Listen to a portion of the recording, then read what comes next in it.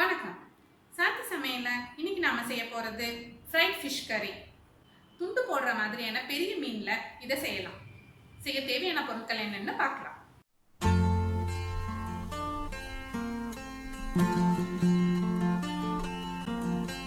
பொரிச்ச மீன் குழம்பு செய்யறதுக்கு 1/4 கிலோ மீன் எடுத்துக்கோங்க.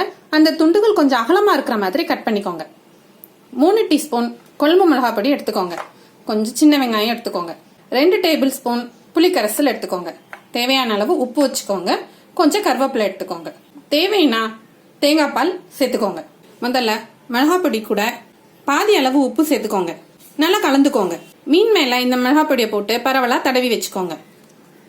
உப்பு மிளகாத்தூள் தடவின மீன் துண்டுகளை ஒரு 15 நிமிஷம் ஊற வச்சிருங்க. மீதி இருக்கிற மிளகாய் பொடியை நம்ம குழம்புல சேர்த்துக்கலாம். எண்ணெய் சூடானதும் மீன் துண்டுகளை போட்டு பொரிச்சு எடுத்துக்கோங்க. மீன் 3/4 பாகமா வெந்திருக்கும் போது இந்த மீனை எடுத்துடுங்க. பாத்திரம் சூடானதும் எண்ணெய் விட்டுக்கோங்க. எண்ணெய் சூடானதும் வெங்காயத்தை போட்டுக்கோங்க. நல்லா வதக்கிக்கோங்க. இல்ல கருவேப்பிலை போட்டுக்கோங்க. கரைச்சி வச்சிருக்கிற புளியை ஊத்திக்கோங்க. மீதி இருந்த மசாலா பொடியை தண்ணியில கரைச்சி ஆட் பண்ணிக்கோங்க. குழம்புக்கு தேவையான உப்பை இதுல போட்டுக்கோங்க.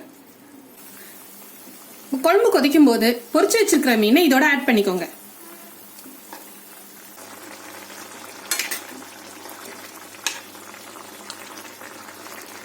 அடுப்பை குறைச்சி வச்சு குழம்புல மீன் நல்லா வேகட்டும். நல்லா திருப்பி போட்டு வேக வேணுங்க.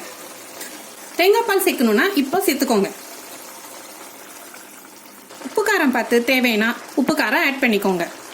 மீனை பொரிச்சு போட்டிருக்கிறதுனால இந்த மீன் குழம்புல உடையாம இருக்கும்.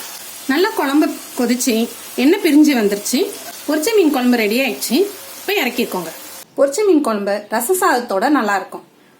சீலா, வஞ்சிரம், ஊளி இந்த மாதிரி பெரிய மீன்ல இந்த மீன் குழம்பு செய்யலாம். சமைச்சு சாப்பிட்டு பார்த்துட்டு எனக்கு கமெண்ட் பண்ணுங்க. இந்த வீடியோ உங்களுக்கு பிடிச்சிருந்ததுன்னா லைக் பண்ணுங்க, ஷேர் பண்ணுங்க, சப்ஸ்கிரைப் பண்ணுங்க.